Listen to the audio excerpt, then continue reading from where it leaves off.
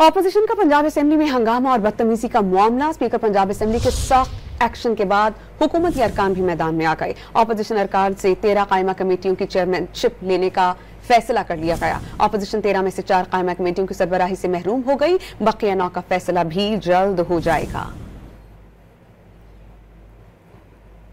Opposition का Punjab assembly में हंगामा और बदतमीजी का मामला। स्पीकर पंजाब असेंबली के सख्त एक्शन के बाद हुकूमती अरकान भी मैदान में आ गए। ऑपोजिशन अरकान से 13 कायमा कमेटियों की चेयरमैनशिप लेने का फैसला कर लिया गया। ऑपोजिशन 13 में से 4 कायमा कमेटियों की सरबराही से महरूम हो गई। बकिया 9 का फैसला भी जल्द हो जाएगा।